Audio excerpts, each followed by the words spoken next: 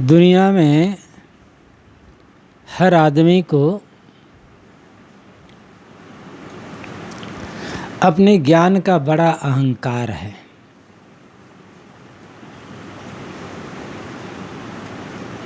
हर आदमी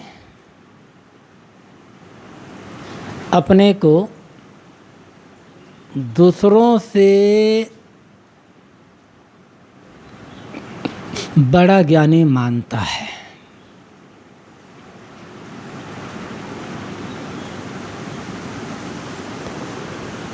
कोई अपने को अज्ञानी मानने के लिए तैयार नहीं है।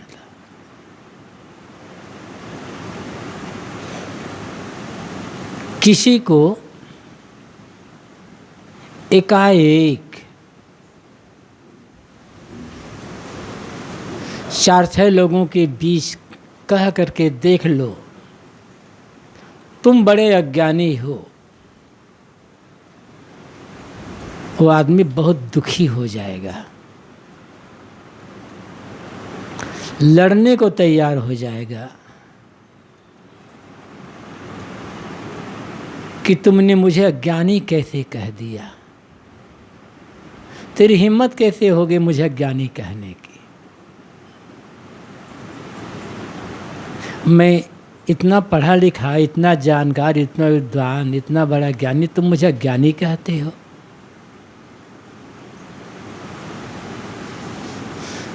कोई अपने को अज्ञानी मानने को तैयार नहीं है। लेकिन किसी ने हमें कहा कि तुम बड़े अज्ञानी हो, और बात सुनकर हमें गुस्सा आ गया, हम लड़ने को तैयार हो गए, तो हमने सिद्ध कर दिया कि सचमुच में हम अज्ञानी हैं।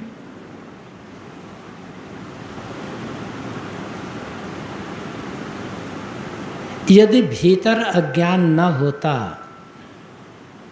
तो गुस्सा कैसे आता, लड़ने को तैयार कैसे होते।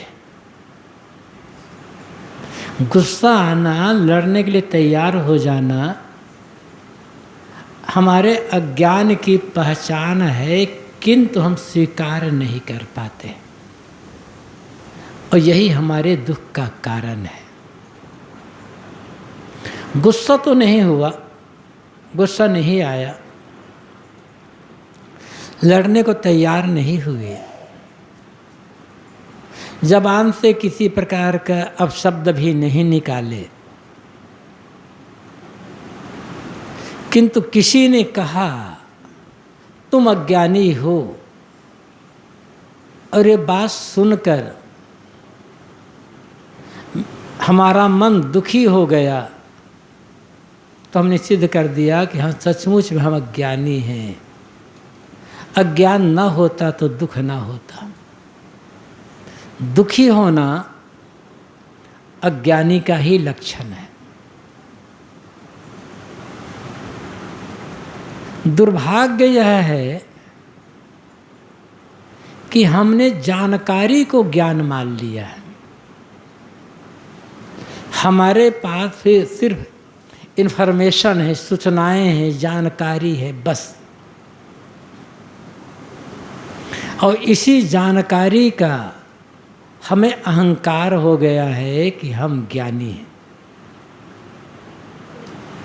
जिंदगी भर ज्ञानी होने का अहंकार पाले रहते हैं, जिंदगी भर लड़ते झगड़ते रहते हैं, कुढ़ते रहते हैं, लोभ लालच करते रहते हैं और दुखी होते रहते हैं। ये सब अज्ञानी होने की पहचान है। जो सचमुच का ज्ञानी होगा, जिसके भीतर से अज्ञान पूरी तरह से मिट चुका होगा, उसे कोई कह दे कि तुम बड़े अज्ञानी हो,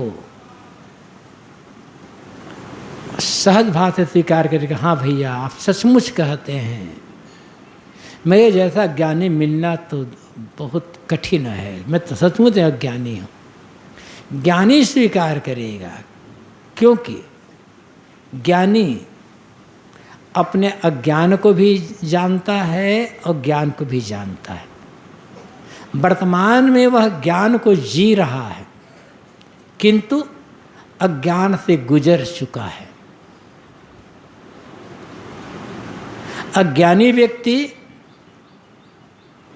अज्ञान को तो जी रहा है, अज्ञान में जी रहा है और ज्ञान का अनुभव ही नहीं है। बस फर्क यही है ज्ञानी अज्ञानी में। बहुत पढ़ लेना, बहुत जानकारी इकट्ठा कर लेना और जो पढ़े हैं, सुने हैं, जाने हैं, उन सब को एक चाशनी बना करके बढ़िया शब्दों में दूसरों के सामने परोस देना, अच्छा प्रवक्ता बन जाना ज्ञानी होने का लक्षण नहीं है। अभ्यास है, एक कला है। जब किसी बात को लेकर हमारा मन शुद्ध ना हो, पीड़ित ना हो, कैसी भी वस्तु हो, मूल्यवान से मूल्यवान, उसके लिए मन में लोभ ना हो, और बड़ी से बड़ी दुर्घटना घट जाए, बड़ा सा बड़ा घाटा हो जाए, मन में दुख ना हो, तो समझना होगा कि हाँ अब ज्ञान जीवन में उतर रहा है, अब हम ज्ञान को जीने का काम कर रहे हैं। जितना हम जानते हैं उनमें से जितने को हम जी लेते हैं, जितना का हम प्रयोग कर लेते हैं, उतना ही ज्ञान है बस। और जो जीवन में नहीं उतर पाया है अभी तक, केवल ज़बान में है, वह जानकारी है।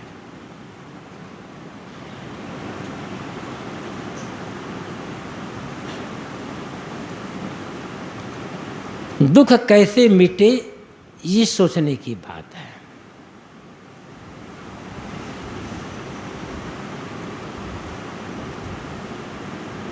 ज्ञानी और विद्वान दोनों अलग अलग होते हैं। लाखों में कोई एक होता है, नहीं ऐसा नहीं कह सकते हम, लाखों में कोई एक होता है जो ज्ञानी और विद्वान दोनों साथ साथ हो।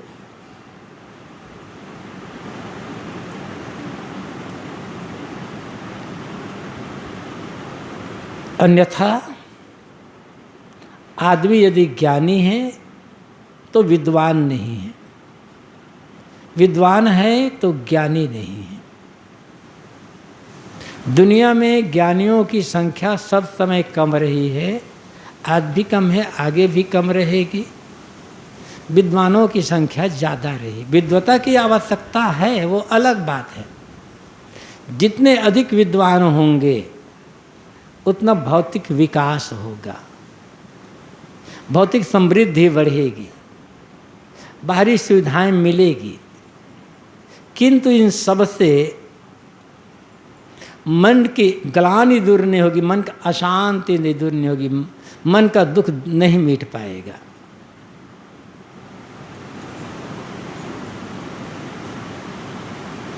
हम विद्वान और ज्ञानी दोनों को एक मानते हैं, इसलिए भ्रम में पड़ते हैं। 2-4-6 शास्त्रों को उदाहरण दे दिए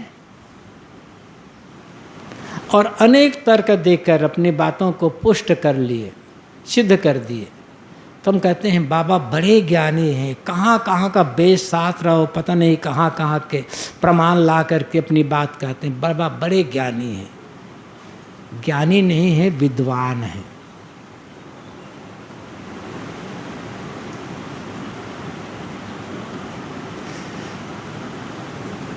ज्ञानी वह है जिसके जीवन के सारे आचरण व्यवस्थित होते हैं। ज्ञानी के जीवन में व्यतिक्रम नहीं होगा। ज्ञानी के जीवन में व्यवहार में गड़बड़ियां नहीं होगी।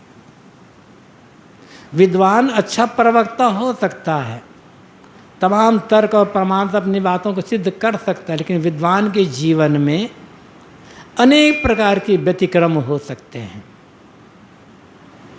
स्वभाव में गड़बड़ी हो सकती है, आचरण में गड़बड़ी हो सकती है, और है। एक बड़े सरल उदाहरण से विद्वान और ज्ञानी के अंतर को हम समझ सकते हैं।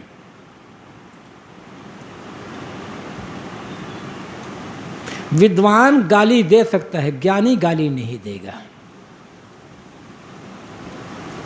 प्रतिकूल बात व्यवहार देखकर, प्रतिकूल काम देख करके विद्वान गुस्सा कर सकता है, ज्ञानी गुस्सा नहीं करेगा। विद्वान लड़ाई झगड़ा कर सकता है, ज्ञानी लड़ाई झगड़ा नहीं करेगा।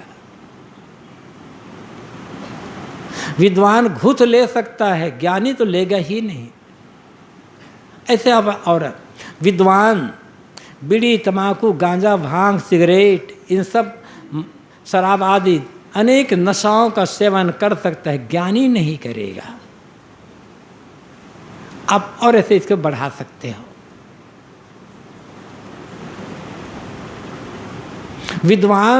विद्वान चरित्रवान ही होगा, गारंटी नहीं दी जा सकती, लेकिन ज्ञानी चरित्रवान होगा, गारंटी दी जा सकती है।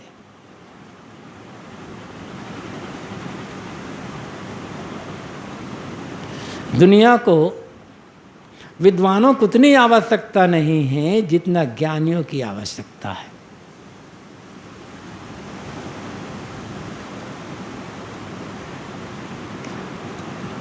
हमें ज्ञानी होने का अहंकार तो है, किंतु ज्ञान क्या है हम समझने का प्रयास नहीं कर पाते।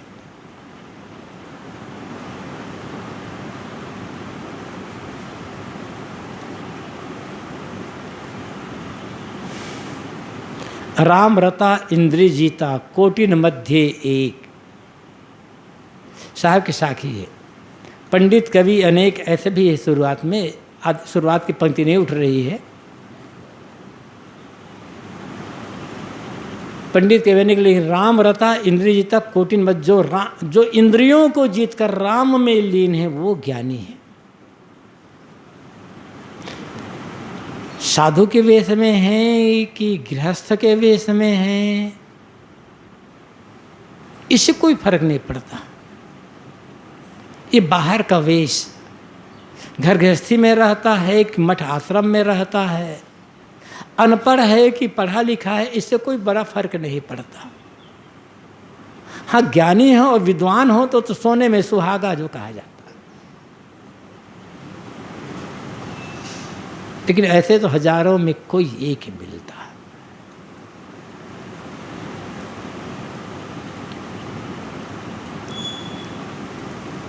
साहब की पंक्ति याद करें।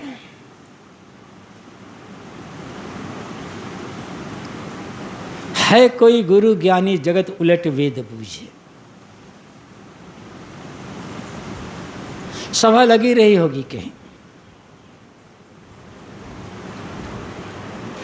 और सभा ज्ञानी कहलाने वालों की, और सब लोग अपने आप को दूसरों से बड़ा ज्ञानी सिद्ध करने चक्कर में पड़े। लेकिन याद रखना होगा, जो सचमुच में ज्ञानी होगा वह अपने को ज्ञानी सिद्ध होने का प्रयास नहीं करेगा।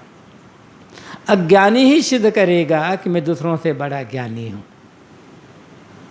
अज्ञानी भी बाद में पड़ेगा, ज्ञानी को क्या मतलब है, वो तो जी ही रहा है, वो सिद्ध क्यों करेगा। वो जी करके दिखाता है। और अज्ञानी बोल करके। विद्वान और ज्ञानी में एक अंतर और, विद्वान की जबान बोलती है और ज्ञानी का जीवन बोलता है।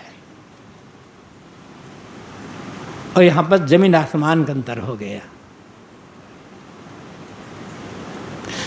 ऐसा नहीं है कि ज्ञानी मौन हो जाता है, बिल्कुल बोलता नहीं है, बोलता है, लेकिन उचित समय पर आवश्यकता देखकर उचित बात बोलता है, अनावश्यक नहीं बोलता, प्रदर्शन नहीं करता। प्रदर्शन तो अज्ञानी करता है, विद्वान करता है। विजानन विद्वान भवते नातेवादी कहा गया है। जिसे जानना चाहिए था उसे जान लिया गया और जानकर जीवन उतार लिया गया, तो भवते नातेवादी। वह अतिवादी नहीं होता, वह बकबक नहीं करता, प्रदर्शन नहीं करता। उसका जीवन आचरण स्वाभाविक होता है, सरल होता है, दिखावा रहित होता है।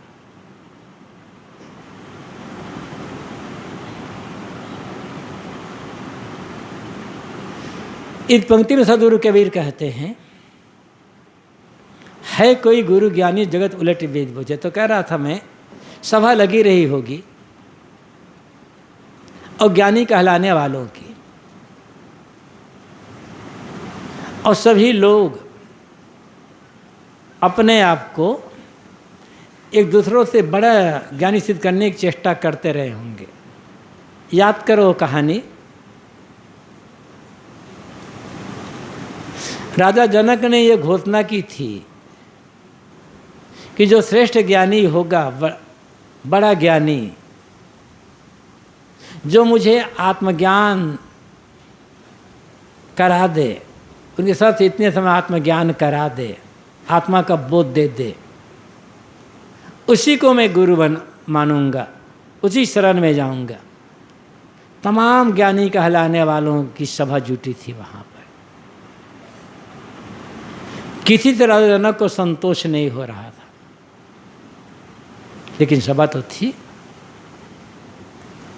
इतने में अष्टावक्र आए। उस सभा में जाने के पहले ये नियम था कि जो जितने शास्त्र, जितने विषय का ज्ञाता हो, नगाड़े में उतनी चोट मारे, ताकि भीतर बैठे लोगों को पता चल जाए कि इतने शास्त्र का विद्वान, इतने शास्त्र का ज्ञानी, इतने विषय के ज्ञानी आ रहा है। अष्टावक्र पहुँचे, दरबानों ने कहा, तो अष्टावक्र तो नगाड़े में चोट मारते ही चले गए।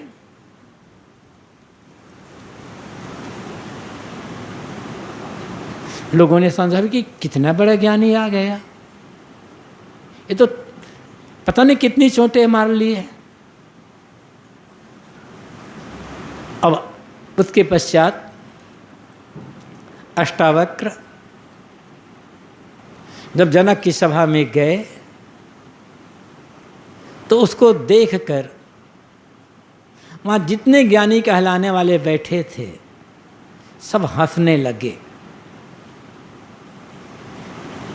उन लोगों को हंसते देखकर अष्टावक्र भी हंसने लगे। तो उन्हें आश्चर्य हुआ कि अष्टावक्र भी हंस रहे हैं। तो उन लोगों ने अष्टावक्र से पूछा, अष्टावक्र तुम क्यों हंस रहे हो?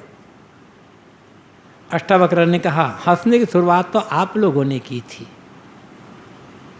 पहले आप बताओ कि आप लोग क्यों हंसे? तो उन ज्ञानियों ने कहा, अष्टावक्र हम तो इसलिए हंसे, ये 8 अंगों के टेढ़े मेढ़ा व्यक्ति ठीक से चल भी नहीं पा रहा है,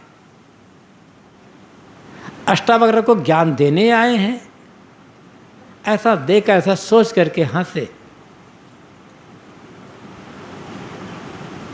उनकी बातें सुनकर अष्टावक्र ने कहा, मैंने तो ये सुना था कि राजा जनक के दरबार में ज्ञानियों की सभा लगी हुई है, इसलिए इन ज्ञानों दर्शन करने के लिए मैं आया था। लेकिन मैं तो यहाँ देखा, यहाँ तो समारोह की सभा लगी हुई है, इसलिए देखकर मुझे हंसी आ गई। अष्टावक्र बात सुन करके सब बड़े क्रुद्ध हो गए कि तुम हमें समार कैसे कह दिए, हम इतने बड़े ज्ञानी। अष्टावक्र ने कहा, तुम लोग मेरे शाम के शरीर को देखकर हंस रहे हो ना, तो जिसकी चाम की बुद्धि होगी वो चमार ही तो होगा। इस चाम का शरीर टेढ़ा मेढ़ा है, इस शरीर भीतर आत्मा है, क्या वो भी टेढ़ा मेढ़ा है? यदि तुम्हें आत्मा का ज्ञान होता कि शरीर के टेढ़े मेढ़े होने से आत्मा टेढ़ा मेढ़ा नहीं होगा, शरीर के काला गोरा होने से आत्मा काला गोरा नहीं होगा, इसमें आत्मा का ज्ञान होता तो शरीर को देखकर हंसते कि तुम तो समारोह सभा में, तुम तो समारोह की सभा में यहाँ बैठे हुए हो, शाम की परख कर रहे हो।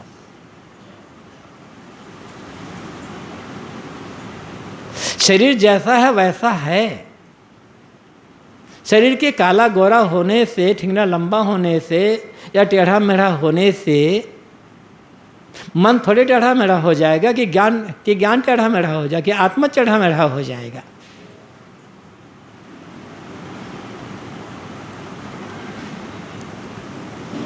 तो जहाँ मैंने कहा कि जो अज्ञानी व्यक्ति होगा, जिसे ज्ञान का अहंकार होगा, वही अपने को दूसरों से ज्ञानी सिद्ध करने का प्रयास करेगा।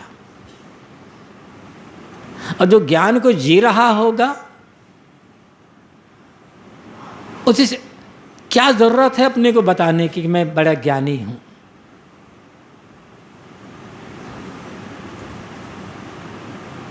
जैसे एक छोटा बच्चा होता है, अभी बस चलना शुरू किया है, धीरे धीरे चल पड़ता है, 2-4 कदम चलता है, फिर गिर जाता है, फिर और थोड़ा चलता है। तो छोटे बच्चे को लगता है कि मैं चल रहा हूँ तो बहुत बड़ा काम कर रहा हूँ, क्योंकि अभी तो घुटने के बल ही चल रहा था ना, अब खड़ा होकर पैरों पर चलना शुरू किया है। तो जब चलता है तो बड़ा से गर्व होता मैं चल रहा हूँ, और आस पर बैठे माता पिता भाई आदि को देखता रहा, देखो मैं चल रहा हूँ, मतलब ये चल रहा है। लेकिन वही बच्चा जब बड़ा हो जाता है और दौड़ने लगता है तो किसी को बताता है क्या मैं चल रहा हूँ? आवश्यकता क्या हो, उसका स्वभाव हो जाता है। ऐसे ही ज्ञान जिसका स्वभाव हो गया है, उसे बताने की आवश्यकता क्या है? ज्ञान हमारा स्वभाव होना चाहिए, फिर बताने की आवश्यकता नहीं होगी। तो सभा में कहीं से घूमते फिरते सदगुरु कबीर पहुंच गए। उन्होंने उन ज्ञानी कहलाने वालों की बातें सुनी, और सुनने के पश्चात एकाएक चुनौती भरे लफ्जों में कह बैठे, है कोई गुरु ज्ञानी जगत उलट वेद बूझे। इस सभा में क्या कोई श्रेष्ठ ज्ञानी है? गुरु ज्ञानी, गुरु मतलब होता है वजनदार, श्रेष्ठ, बड़ा। एक तो गुरु जो उपदेश देने वाला है, किसी को दीक्षा देने वाला होता है, ये व्यवहारिक गुरु है। लेकिन गुरु का अर्थ श्रेष्ठ, वजनदार। साहब कहते हैं क्या इस सभा में कोई बड़ा ज्ञानी, श्रेष्ठ ज्ञानी है? और यदि है तो क्या वो संसार से लौट करके वेद को बूझेगा? संसार से लौटकर वेद को बूझने की बात है।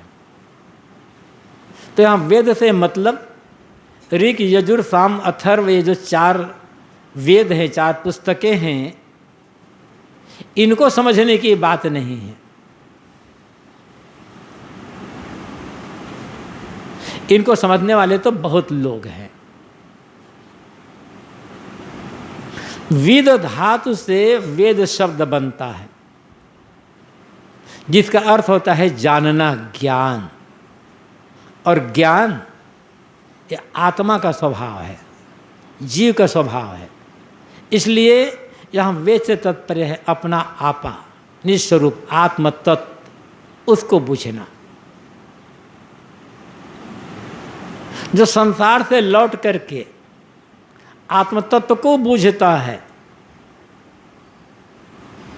वह श्रेष्ठ ज्ञानी है। अब संसार से लौटने की बात क्या है और आत्मा को समझने की बात क्या है? मैं शुद्ध बुद्ध निर्मल आत्मा हूँ, ये तो हर व्यक्ति जानता है। अहम शुद्ध चैतन्य ज्ञान स्वरूपम अजरहम अमरहम अखंडम अनुपम, ये तो हम रात दिन पाठ करते हैं। लेकिन ये तो तोता रटंत है, तोता भी पढ़ा दो तो भी कर देगा। और हमसे बड़ा विद्वान हमारा मोबाइल है। सबके पास मोबाइल है ना? जितना मोबाइल जानते उतना हम लोग नहीं जान रहे हैं, उसका 1% भी नहीं जानते। तो क्या मोबाइल को ज्ञानी मानेंगे? यदि जानकारी सूचना इकट्ठा करना ज्ञान है, तो मोबाइल जैसा ज्ञानी तो शायद ही दुनिया में कोई मिले। कौन सी सूचना नहीं है मोबाइल में, कौन सी जानकारी नहीं है? तो वेद बुझने का अर्थ जबान से ये रट लेना कि मैं शुद्ध बुद्ध निर्मल आत्मा हूं, यह नहीं है।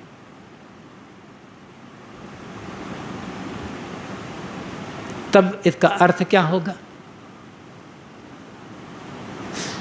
जगत उलट वेद बूझे। साहब का संसार से लौटकर वेद को बूझना। संसार से लौटने का मतलब है संसारासक्ति से लौटना, सांसारिक प्रपंचों का मनसावाचक कर्मना त्याग हो जाना। ये बाहर का संसार जो दिखाई पड़ रहा है, ये मठ मकान, पेड़ पौधे, नदी नाले, धरती आकाश, पेड़ पहाड़ आदि, ये मनुष्य, ये प्राणी, रुपये पैसे, ये संसार नहीं है। ये बाहर संसार हमारे लिए बंधन का, दुख का कारण नहीं बनता। हमारे लिए दुख का कारण है हमारे मन का संसार। इस संसार को देख करके हमारे मन में जो अहंता ममता बनती है, लोभ मोह बन जाते हैं, यह संसार हमारे दुख का कारण बनता है। बाहर का संसार किसको बांध रहा है?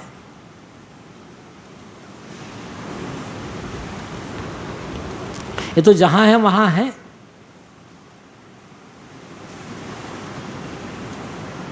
बाहर संसार बांधता नहीं है, बांधता है संसार के लिए मन में जो आकर्षण हो जाता है वह जो। और फिर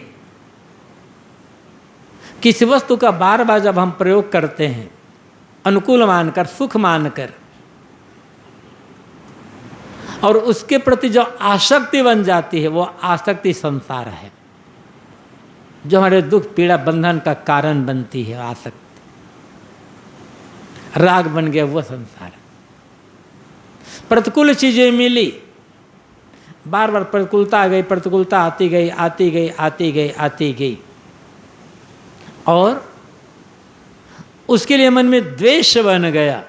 ये द्वेष संसार है। प्रतिकूलता दुख का कारण नहीं बनती। प्रतिकूलता के प्रति मन में जो द्वेष भाव बन जाता है, बैर भाव बन जाता है, दुख का कारण यह बनता है। थोड़ी सी विवेक दृष्टि हो तो प्रतिकूलता तो जगाने के लिए आती है। कल्याण पथ गुरुदेव जी की एक पुस्तक है,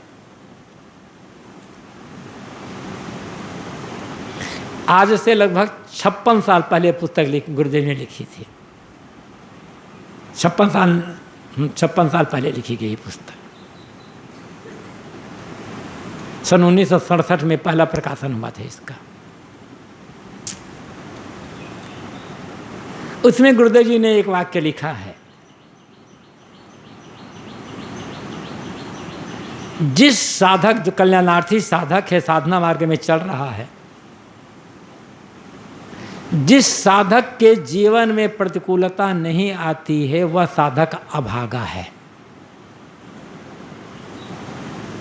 प्रतिकूलता आसक्ति को तोड़ने के लिए आती है, जगाने के लिए आती है। जागो, तुम कहाँ मोह की नींद में सो रहे हो, कहाँ इस अनुकूलता में भूल रहे हो। यह अनुकूलता रहने वाली नहीं है। दुनिया की वास्तविकता का बोध कराने के लिए आती है प्रतिकूलता, लेकिन हम प्रतिकूलता में द्वेष बना लेते हैं और ये द्वेष हमारे लिए दुख का कारण बन जाता है। अनुकूल अनुकूल अनुकूल हो, सब कुछ अनुकूल हो, वैराग नहीं होगा। धीरे धीरे धीरे धीरे मन उसी अनुकूलता में रस लेने लगेगा, सोता चला जाएगा, मोहग्रस्त हो जाएगा और उसी में एकदम डूब जाएगा।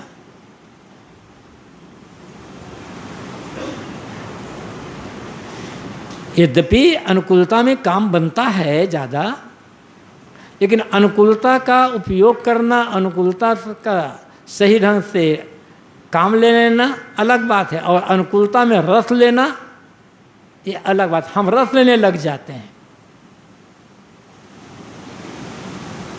और टालते चले जाते हैं, आज नहीं कल, अभी जो मिला इसका आनंद ले लें, बस धीरे धीरे। और अनुकूलता में जितना आनंद मानेंगे, अनुकूलता में जितना रस लेने लगेंगे, प्रतिकूलता में उतना कष्ट होगा, उतना दुख होगा। प्रतिकूलता दुख नहीं देती है। अनुकूलता में जो आनंद मान रहे थे वो आनंद मानना दुख दे रहा है। हाय मेरा आनंद छूट गया, हाय मेरा ये छूट गया। जो आनंद मान रहा था ना, जो व्यक्ति प्रतिकूलता में आनंद नहीं मानेगा, जो व्यक्ति अनुकूलता में आनंद नहीं मानेगा, अनुकूलता में रस लेकर के भूलेगा नहीं, वो प्रतिकूलता में रोएगा नहीं, प्रतिकूलता से रुलाएगी नहीं, प्रतिकूलता दुख नहीं देगी। हर जगह के लिए नियम है। प्रशंसा मिलने पर जितने खुश होगे, निंदा मिलने पर उतना दुखी होना पड़ेगा। निंदा और अपमान मिलने पर दुखी नहीं होना चाहते तो प्रशंसा और सम्मान मिलने पर खुश होना बंद कर दें। ये नियम है।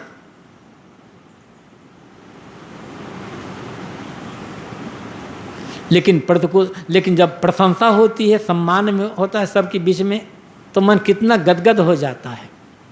ये गदगद होना सो जाना है, और सोए हुए व्यक्ति को पता नहीं चलता कि मेरे आसपास क्या हो रहा है। सो गए, घर चोर आया तो सबको लूट कर ले गया। जब हम प्रशंसा मिलने पर, सम्मान मिलने पर गदगद हो जाते हैं, हमारा ज्ञान धन लूट जाता है, हमारा विवेक लूट जाता है, हमारी अपनी जो स्वस्थता है ये स्वस्थता लूट जाती है। लेकिन हम सोए रहते हैं ना, पता कहाँ चल पाता है।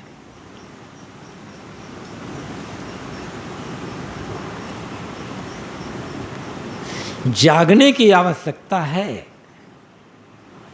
और जो जागा हुआ होगा न अनुकूलता में आनंद मानेगा, न प्रतिकूलता में दुखी होगा। वो दोनों का सदुपयोग कर लेगा। सदुपयोग की आवश्यकता है। अनुकूलता में रस लेने लगा, अनुकूलता का दुरुपयोग करना है। मोह जाना तो अनुकूलता का दुरुपयोग करना है। प्रतिकूलता में दुखी हो जाना और प्रतिकूल प्राणी पदार्थों के लिए मन में द्वेष भाव, वैर भाव, क्रोध भाव बना लेना, उन्हें नष्ट करने के लिए सोचना, ये प्रतिकूलता का दुरुपयोग करना है और अपने लिए और गहरा बंधन बना लेना है। आवश्यकता जागने की है। इसलिए सदगुरु कबीर कहते हैं, जगत उलट वेद बूझे। संसार से उलट करके वेद को बुझना, संसार से उलट कर वेद को बुझने का अर्थ क्या है? असत्य का राग छोड़कर, जो हमारा कभी अपना हो नहीं सकता उसका मोह छोड़कर सत्य में अनुराग करना, सत्य में जीना, और जो हमारा अपना है मन को उसमें लीन करना, ये संसार से लौट करके वेद को बुझना है। हमारे आज के जितने संबंध हैं सब झूठे हैं, यद्यपि इसी में झूठे संबंध में व्यवहार होता है।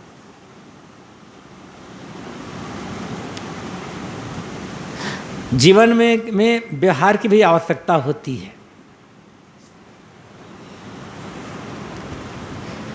लेकिन जितने संबंध हैं सब झूठे हैं, जितने हम मानते हैं सब झूठे हैं। किंतु इस झूठे संबंध में जो आदमी लोगों से प्रेम का, सेवा का व्यवहार कर लेता है, किसी पर अधिकार नहीं जमाता, किसी को अपने बस में रखने को नहीं सोचता। एक बात और समझने की है, किसी को अधिकार में रखने को सोचना स्वयं उसके अधिकार में हो जाना है। किसी को अपने बस में रखने का अर्थ है स्वयं उसके बस में हो जाना। लेकिन समझ में नहीं आती बात, क्योंकि तो किसी को बस में रखना है मतलब उसके हर समय उसके मन के अनुकूल काम करते रहो, ताकि ये विरोधी ना बन पाए, दुखी ना होने पाए। वो तो बस में हो गया या नहीं हो गया, हम उसी के बस में हो गए, स्वयं गुलाम बन गए। तो किसी पर भी अधिकार जताने की भावना न रखना, अधिकार जताने को न सोचना, ये संसार से लौटना है। और ऐसा जो व्यक्ति है वही सत्य को, वास्तविकता को समझता है। ये वेद को समझना है।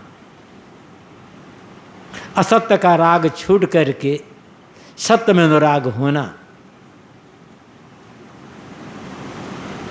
महाभारत में बात आती है, विद्वान 3 प्रकार के माने गए हैं। विद्वान को ज्ञानी कहो।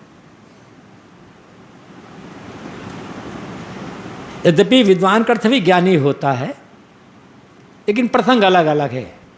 कहाँ ज्ञानी विद्वान का अर्थ ज्ञानी होगा और कहाँ विद्वान का अर्थ विद्वान ही होगा।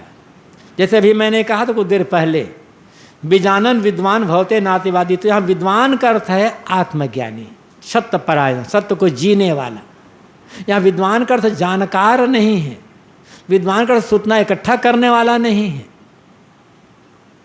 यहाँ विद्वान का अर्थ है जिसे जानना चाहिए था उसे जानकर उसमें जीने वाला।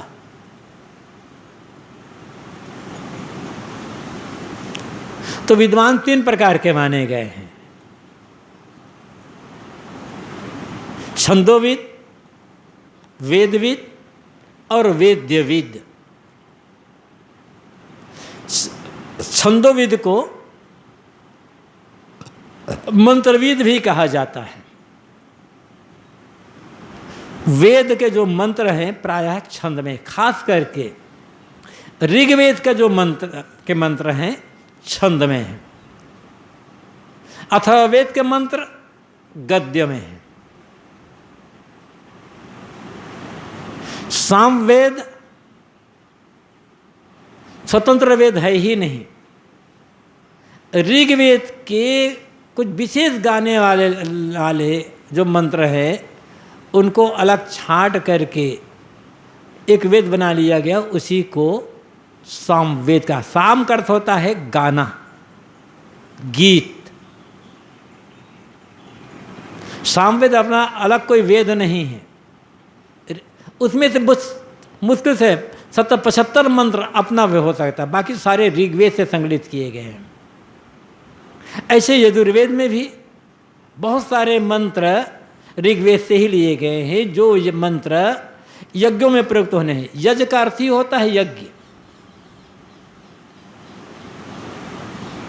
तो ऋग्वेद छंदों में है और अनेक प्रकार के छंद हैं। तो जो व्यक्ति यह जानता है कि किस मंत्र, कौन सा मंत्र किस छंद में है और कैसे आरोह अवरोह के साथ, शरीर स्वर के उतार चढ़ाव के साथ कैसे गाना चाहिए, जिसके पास ये कला है, जो गाना जानता है, वह मंत्रविद या छंदोविद है।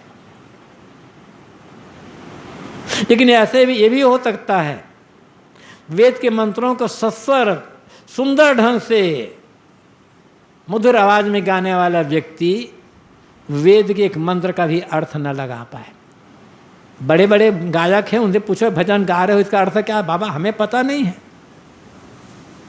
तो गाना अलग बात है। तो ये मंत्रविद है जो केवल गाना जानता है, छंदोविद है। वेदविद तो गाना तो नहीं जानता, किंतु वेद मंत्रों का अर्थ जानता है। किस मंत्र का क्या अर्थ है, कौन सा मंत्र कहाँ प्रयुक्त होना है, यह जानता है। टीका व्याख्या कर लेता है, वह वेदविद है। लेकिन ये छंदोविद और वेदविद को बड़ा नहीं माना गया, श्रेष्ठ नहीं माना गया है। श्रेष्ठ किसको माना गया है? वेद्यविद को। वेद्य का अर्थ होता है जानने योग्य, जिसे जानना चाहिए उसको जानने वाला वेद्यविद होता है। इसे जान लेने पर सब कुछ मानो जाना हुआ हो जाता है। बृहदारण्यक उपनिषद में मैत्रेयी को आत्मज्ञान देते हुए याज्ञवल्क ने कहा है, मैत्रेयी